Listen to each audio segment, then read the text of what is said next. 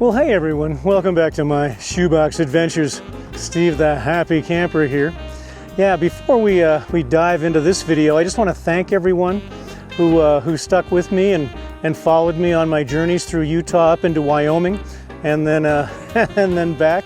Yeah, wonderful comments. You guys have been great. Thanks for coming along for the ride. I am back in Arizona.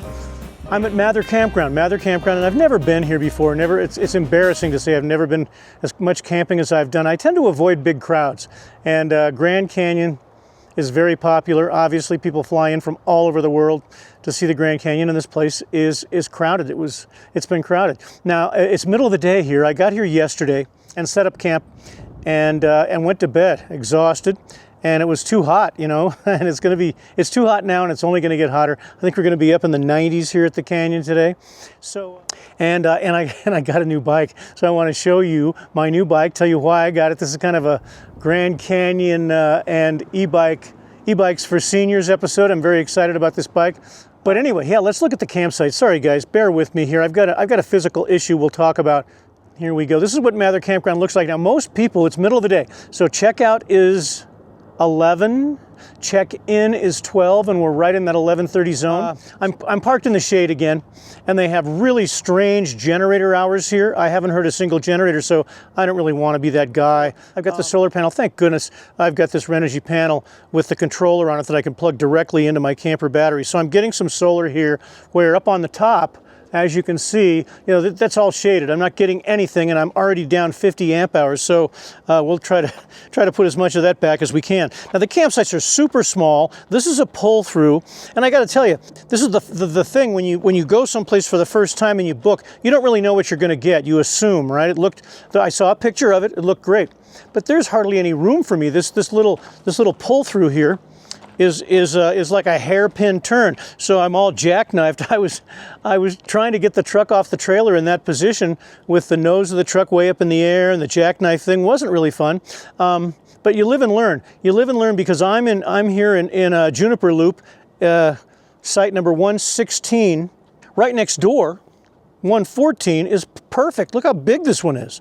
And this is more than twice as large, and the curve is not as sharp, so I could bring the whole rig way back here to this edge and have a bunch of asphalt in front of my door so I wouldn't be falling out on the ground every time I get out. The table's closer. I like everything about this. It's funny. So close, right? But anyway, but it's a beautiful campground, and they've done a really good job disguising how close you are to your neighbor. I mean, even if that's possible. Should we talk about the bike? Let's just address the elephant in the room. Okay, you guys have seen me lately. I've gotten a lot of feedback on my bike rides on my my electric 2.0, right? The XP 2.0 I bought years ago, probably 4 years ago. And it's been fun for me. I've had a good time with that bike. I needed a fold-in-half bike, a little foldy, when I got that, because I was camping out of a Subaru, and I needed to put it in the back of my Subaru hatchback. I need to continue to have a foldy. The reason I shop for another foldy is because I don't have a bike rack on the 320. They don't address the bike rack issue at all. There's no receiver hitch on the back. There's really no room on the front. I mean, you can put a jacket. They make that jacket hitch where the bike is dangling up in the air above the window there on the front. You can't put an e-bike on that rack, so there's no rack. I'm going to just address it real quick. I'm trying to figure out a way to get this generator out of here. The generator I can put in the back of the truck. It's much smaller than a folded bike. But on this platform here, this rack, if you visualize it without the generator sitting in it, I'm going to try to put a single bike rack across here, one that would go on the roof, that would go on a roof rack of a car, and One Up makes a really nice heavy-duty one for an outrageous price, but it's really nice. And then I've got to try to MacGyver it on there, because I'm not putting it on a roof rack. I'm going to try to figure out how to put it on there. Once that happens, I can have a full-size bike, and that would be exciting. I don't know when or if really that's actually going to happen. That's just my idea. It would take time. It would take money. So let's just go with a foldy. A man's got to know his limitations. This will be fine. Now, the electric, XP 2.0 is a wonderful bike. It's just outdated, way outdated. The technology's come along. I don't have hydraulic disc brakes, but I've got hydraulic disc brakes here. A torque sensor. I really wanted a torque sensor. That we'll talk about the differences if you don't know what I'm talking about. There's a cadence sensor, which all the bikes, the cheap bikes had 4 years ago. They were all cadence sensor. And then the nicer bikes, the mountain bikes, would have what's called a torque sensor. The cadence sensor, it just delivers power whenever this wheel is turning. When you're turning the crank, there's magnets or something in there that tell the motor, look, we're turning, give us power. And it gives you a pre-designated amount of power. You've got 5 pedal assist levels, 1, 2, 3, 4, 5. Obviously, the higher you go, the more power that the motor gives you. The problem with the cadence system is it's a slot. In pedal assist 1, you're going to go up to 6 miles an hour. Then after 6 miles an hour, it's not helping you at all. So you push it to 2, and it takes you up to 12 miles an hour. After 12 miles an hour, it's not helping you at all. But here's the problem. If I'm in 2 and I want to go 12 for a minute, but now I don't want to go 12, yeah, no, it keeps that speed. It goes to a designated speed, and that's the speed it's going to go as long as you're turning that crank, whether you're doing any work at or not. So it was fun in the beginning, brand new sensation, and it is. But sometimes I want to do the work. I want to push. Now, a torque sensor works differently. It won't give you any power at all unless you're pushing on the pedals, and it's measuring the torque, how much effort you're putting in. The more you put in, the more it helps. And again, 1, 2, 3, 4, 5. But if I'm in pedal assist 3 or 4 or 5 and I only want to go 6 miles an hour, I can. I don't have to go 25 miles an hour in pedal assist 5. So you see where I'm coming from? So this bike has torque, but it's also got a feature that I love. It's got sensor swap. So the little computer here, they've done so many things. I can pick which one I want, either before I start, or I can change it on the control panel over here, and I can jump from torque to cadence and vice versa whenever I want to, depending on the situation. So that's a fun thing. Now this is a step through, you can see. The step through, this is so much easier for me to get on. Look, I just pick up my feet and step through, and I'm on. And when you want to get off a bike like this, hang on, I got fold up pedals here that are folded up. There we go. It's just so much easier to get off. Look, I'm off. And it works out for me really well. I've got the kickstand down. But it's maneuverable. This bike is way more maneuverable than my old bike. Interestingly enough, they're both 20-inch wheels and 3-inch tires. The gearing on mine is terrible. When you get up going any faster than 16 miles an hour, you can't pedal fast enough to you can't even catch up with the chain. So at that point, you're doing what they call ghost pedaling. You're turning the crank, but you might as well be sitting in a chair in your living room. There's no resistance. You're just moving your legs, and it's actually kind of a fun sensation when you're turning your legs very slowly and the bike is flying along at 20 miles an hour, but I'm not getting any exercise. So this is done away with that. Now I can actually help the bike along all the way up to 28 miles an hour. Both of them have a throttle. This has got a throttle. Headlight, tail light. This has got it's a working brake light, which is nice. Day or night, the brake light comes on. It's got turn indicators, which I don't need, but they're fun. Especially I don't plan to ride at night, but if I did, turn indicators, let everybody know what's going on. What else can I tell you about this bike? Why did I pick this bike? Electric, also came out with a brand new step-through XP4. They've updated their bike 2 times, and they have a lot of the things this has. The sensor swap they don't have. I wanted the torque sensor, but I want the ability to fall back on a cadence if I want to. Let me think. Oh, this is about 5 pounds lighter than the XP4.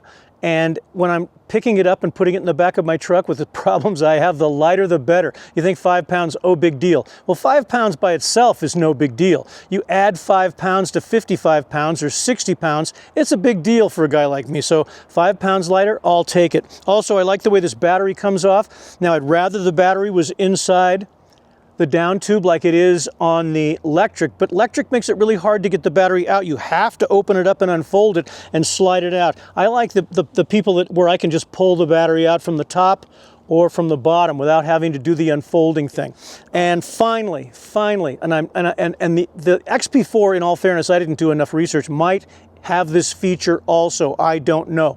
But there's all kinds of laws and rules that are being thrown on the books wherever you go now about electric bikes, because people have been irresponsible with these. They're heavy. Flying down a bike path where people are walking and other people are biking at an unsafe speed is really stupid. So what a lot of them have done, you can only ride an e-bike on these trails, and not all trails, but some trails, like at Zion National Park, for instance, where I'd like to go ride. It has to be a Class 1 e-bike, okay? E-bikes are Class 1, Class 2, Class 3. Class 1 e-bike has no throttle, and the pedal assist will only help you up to 20 miles an hour. You can go faster than 20 if you want to, but it's all on you. Engine's not helping at all. And that's a Class 1 bike. Class 2 bike has the pedal assist up to 20 miles an hour, but we've added a throttle. And finally, Class 3 just takes the Class 2, and instead of stopping at 20 miles an hour with the motor, it'll help you all the way to 28 miles an hour. So my other bike was shipped to Class 2. I unlocked it and went to Class 3. But if I want to ride on those trails in these places where it has to be a Class 1, I would have to physically remove the throttle. You know, just take it off the bike, because I can't disable the throttle. Here I can just put it in this computer. This throttle's off now. Throttle's off. I can dial in so many things here. I can make this a Class 1 bike by just pushing a couple of buttons, and now it's Class 1. The throttle is nothing. It's just a piece of useless plastic, does nothing, and pedal assist will only take me up to 20 miles an hour. Anything, if I want to go faster than that, it's on me. Class 1. Now I'm legal, and I really wanted that because I'm going to go to these state parks, these national parks. There's so many wonderful trails. We're going to find some right here, and I don't want to be kicked off the trail. And they're getting to the point where they don't just kick you off, they'll write you a ticket, and there'll be a fine. I mean, laws. We got to make more laws and make everything illegal. But it's all the knee-jerk reaction to people's behavior with e-bikes. So this is a Class 1, Class 2, or Class 3, depending on what I want it to be. And I like that. So that's just a few of the things that steered me to this particular bike. The 5 pounds lighter. This step through is a lower step through than the one on the electric XP4. Electric XP4 was $200 cheaper than this with similar features. But this, they had a sale on this and dropped the price. They included a suspension seat post on this one for free. It's a $120 suspension seat post. It's a nice one. It's like the one I bought aftermarket for my electric. So now I've got a shock absorber under my butt, and I've got all kinds of spinal problems. I was going to buy this if they didn't throw it in. I have to have this. Not only did they include the $120 seat post, which is not, you know, it's still no cash off. They gave me, it was $100 off, so they slashed the price by $100, so now I'm $230 under, and they gave me a first responder discount of $60. Wasn't that nice? So not a bad deal. I decided that was the time. This is the one I wanted, so I went ahead and got it. And now I want to take a ride. So let me tell you guys, I've also, my physical problems that I mentioned real quick before we get going, because you're going to notice some things. I've got sciatica now. It's unbelievable. I'm just a walking train wreck. But I developed this horrible pain in my back. I just woke up with it. Pain shooting down my leg, right? If you guys know sciatica, you know what I'm talking about. All the way to my foot. My calf hurt so bad. The first 2 days, the pain was so much, I couldn't make myself a cup of coffee. I could not sit still. I had to constantly keep squirming and moving, trying to find a spot where I wasn't in terrible pain. I've been to the chiropractor multiple times with no relief. But I'm trying to keep a sense of humor, you guys, and I'm trying to keep moving. It's easier for me to ride a bike than it is for me to walk. So I'm going to be dealing with that for a while. So if you see me making noises or behaving strangely, my back hurts. I've got a problem. All right, guys, so enough about that. Let's see, I haven't seen any of Grand Canyon. I haven't seen, I took one spin through my loop here, which was fun. So let's go do all that. I'm gonna shut up now and I'll show you the bike. Let's do it. All right, guys, I'm just riding through Mather Campground here. There's no one here, which is the perfect time to come. Pretty windy, I hope you can hear me. Bottom line, this is a great campground for tents, car campers, van lifers, you know, rooftop tent guys. Now see, I'm pedaling uphill like I've done many times on that XP 2.0. The cadence sensor made it a lot easier, but I like this. My legs are working, I'm getting exercise, but if I didn't have a motor, again, wouldn't be doing this. Gear down, more like real biking. Yeah, it feels like there's no motor and I'm just working because my legs are hurting. But see, that's what I want. I can still switch over to cadence. I can still use the throttle. See, right now, hit the throttle, look at this. Boom, I'm not pedaling, I'm just rocketing forward. Very handy. Throttle will get you through some difficult spots if you come onto some. You just can't push any harder, but you need to move now. Hit that throttle. All right, so now we're out of my loop. All right, a trail. The gearing on this is crisp. I really like that. It was sent fully adjusted. Also, one thing to mention, especially for us seniors, I was expecting to put something on this bike, you know, a screwdriver, I need a wrench, I need something, right? It comes fully assembled. When I say fully assembled, I mean all you got to do is charge the battery. There's absolutely no tools involved.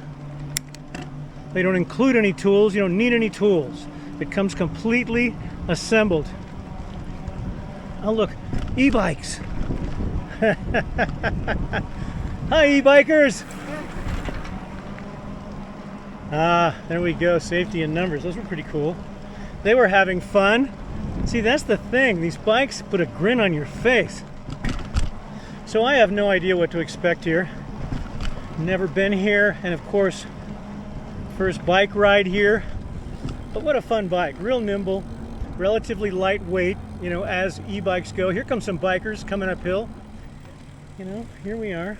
Got the sign. So you can pick all these places to go. Hopefully it's on camera, right? The Market Plaza in the village. I definitely want to go there. But I also want to go to South Kaibab Trail, because I think that's going to take me right to the edge of the canyon. It'd be fun to have a view. What do you guys think? Yeah? Hello. Get lost back here. Yeah, you can. I had to pull out my map. I didn't know where I was. Yes. E-bikes. Wonderful. All right, let's go this way. He looked tired even on an e-bike, didn't he? There's no stop sign for cars here, so you got to look both ways and be careful. But this is a perfect situation for throttle. I'm just going to gun it here. Boom, and look at this. I am across the street without ever turning the crank, no pedaling whatsoever, 10 miles an hour. Love the throttle. Oh my Lord, are you seeing what I'm seeing? Oh yeah. This is a vista point for bikes right here. Oh my goodness, here we go. Okay guys, we gotta stop here. So glad I made that turn. Okay, yeah. You know, I don't know if you can see it through this camera. Obviously, that fire, the North Rim fire, the Dragon Bravo fire, they're calling it now. It's over 125,000 acres. The one that destroyed the North Lodge that I was so upset about. Yeah, you know, I was gonna say, I made that video when I was in an emotional state, right? I was so shocked by that, and when I heard that they decided to leave it burning, let it burn instead of putting it out. But we don't know that if they had decided to put it out day one that it would have actually worked out that way. We don't know, really. Mother Nature does what she wants to do. The outcome might have been exactly the same. I just pray for our firefighters. They are the real heroes here. They're the national treasures here. Men and women out on the fire line, risking their lives. It's extremely dangerous. I pray that none of them get hurt. That's the most important thing. Okay, here. Now, I don't mean to laugh, but I came upon this storyboard here, and I got to flip it around. It just seems ironic. This tells a story mimicking nature. Well, back in May 5th, 2004, park crews ignited a prescribed burn south of Desert View Drive. The fire was intended to reduce the threat of wildfire by mimicking a natural fire. And then, the weather made an unexpected change. The fire leapt out of control. I'm sorry. It's just, you know, this is just another example of why I was so frustrated. That won't happen again, right? Oh, God, okay. At least, you know, it'll all come back. It'll all grow back. You know, I'll be gone. It'll probably take 20 years, but that's what nature does. The pine cones are dropping the seeds, the pine nuts, and the pine nuts are going to grow into a brand new forest. It's just going to take a minute. All right, let's. I just think that's kind of interesting, given the times that we're looking at right now. Oh yeah, I bought a helmet, you guys. Here you go. Take a look at modeling my helmet. I've got a hat on underneath the helmet. So I might look completely ridiculous, but that's the beauty of being 73. You just don't care. Yeah, I hate helmets. I grew up with no helmets, no seat belts, right? They hadn't been invented yet. And I rode a motorcycle at 15, no helmet. But times have changed and I'm old. Now that I can't even walk, the odds of me falling off this bike are increasing exponentially every day. So, so I bought a helmet. Yeah. All right, there you go, guys. Let's keep riding. Look at how peaceful this is, just rolling through the trees, rolling through the pine trees. Seriously. This set of buildings has been here longer than 100 years. The El Tovar, the railroad station. I don't know what this is. But look at that. Grand Canyon Railroad. Ooh, it's still there. The train is there. Ooh, ooh, ooh. All right, let's get out of the way here. Speed limit 20. And I'm doing 20. Look at that train. Let's get in here. This is just fantastic. Let's come up on here.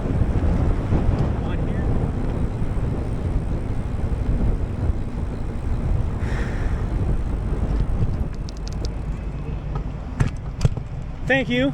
You're welcome. But look at this. Unbelievable. That's the train from Williams to the Grand Canyon. Ouch. Kind of looks like it's getting ready to pull out. Sounds like it. So the train depot is up on the hill. I'm on the wrong side. Wrong side. And look at those cars down at the end here. They've got those vista, those tops with the windows. You can sit up there, get a beautiful elevated view as you go back to Williams. I got to do this someday. I really do.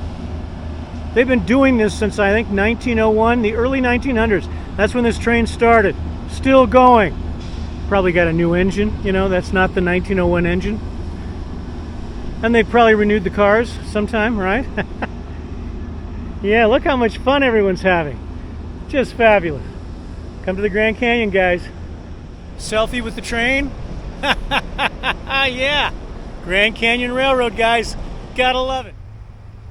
Yeah, the bike trails they have here at the canyon are just extensive and wonderful. You can get everywhere on a bike, and they rent bikes and e-bikes in multiple locations. So if you get the chance, go do that. If you didn't bring a bike, if you've always wanted to try an e-bike, here's your chance. Rent an e-bike and ride the trails of the Grand Canyon. You can ride all the way to that little town, Tucson, which is, I think, 5 miles out of the park here from where I am. There's a path all the way there. There's even boondocking in the forest right there. You could boondock and camp for free and ride your bike right here into the Grand Canyon. I just wanted to see what this said. Where the heck are we here? Stay limit 14 days, so you can camp here. See, this is what I wanted to know. So look, you guys, behind me here, 14-day stay limit. I could camp in here for free, right? Down this road. And then just get on that path and ride my e-bike all the way to the Grand Canyon. Is that outstanding? Is that fantastic or what? Does everybody know about this except me? Oh, when I come back, maybe I won't pay $15 a night, huh? All right, this is wonderful. 14-day free camping right outside Grand Canyon National Park. And my bike I left from my campsite, so 5.4 mile ride, and I'm in. That would be my campsite. So before that, you get into the Grand Canyon, obviously, but then you ride right into the campground, and then you ride right off into the village wherever you want to go. Yeah, this is great. Okay, I'm going to continue on. It's a wonderful opportunity. So yeah, I'll hopefully you've seen video of yours truly on that e-bike, having a wonderful time. Yeah, big advocate of the e-bikes here. I am having fun with that. So another thing that I really liked about it, and you'll see me doing that as I visit other national parks, state parks, Great way to see the place and get some fun exercise. Anyway, enough about that. Visit. What do I think about the Mather Campground? Yeah, I highly recommend it. It's $30 a night. If you have the America the Beautiful pass, it's of course half price, $15 a night. And you're right here at the Grand Canyon. You can walk to the edge. And it's filled with energy. There's over 300 campsites here, and because we're at the Grand Canyon, it's busy. And I met lots of wonderful people, many of them from other countries who are here to see. You know, they're touring the national parks. They're in rented vehicles, rented campers. I saw a lot of those Cruise America campers, a lot of rented vans and Class B campers. So there's a lot of energy here, and it's not noisy per se. There weren't a lot of barking dogs. There were a few dogs that occasionally barked, nothing annoying. And there were children playing and laughing, but no children screaming and crying. There were no couples fighting. So it was a real positive experience, and people really decorated their campsites with lights and all kinds of stuff. A lot of tent camping here. I think at least half the sites are tent only. Tons of tent camping. And they have a lot of amenities. Beware, I went to take a shower yesterday and do my laundry up at the Camper Services building at the front of the campground, and it was all closed down. They claim they're having a water problem, closed until further notice. So that was disappointing. Now I get to do my laundry later in Flagstaff. Where am I going now? I'm just going to try to find some more altitude. I think I'm at about 7,000 feet here at the canyon. So if I can get closer to Humphreys Peak north of Flagstaff, maybe push 8,000, I can get a little cooler temperatures. That's what I'm shooting for. I just want to avoid the heat. And we're going to boondock. We're just going to go out in the middle of nowhere and park in the forest and wait out this heat wave, because there's still a heat advisory here at the Grand Canyon, or whatever they call it, you know, where if you go outside you'll burst into flames. So it's just a little too warm for me. In my old age, the heat seems to bother me more and more. But thanks for watching, you guys. I hope you got something out of it. I apologize that I didn't get around as much as I wanted, and I didn't get to show you everything I wanted. But I'll be back. I'll be back when it's a little cooler and I'm feeling a little bit better. But I'm just going to head off into the woods now and do what I like to do most, which is pretty much nothing. Relax in a chair, soak up the scenery, get some vitamin D. If my leg will let me, I'll do a little hiking. And if the forest road is in good enough condition, I'll do a little e-biking again. And I'll bring you along. I'll give you a peek at my my camping spot whenever I find where it is. And who knows, there might be something in the forest worth making a video about. Thanks again, you guys. Thanks for all the positive comments. I really appreciate it. I know I don't get to respond to all the comments. Once I get behind, which is often, it gets difficult. But please, I read them all. Even if I don't respond, if I don't have time to sit down and respond to all of them, and I try, I read them all. So I like those comments. And then as usual, you guys, try to get outside if you can. If you can, get some exercise, get some vitamin D, get some fresh air. And I will see all of you, I hope, on the very next episode of my Shoebox Adventures. You guys know what to do. Thanks for watching. Bye-bye now.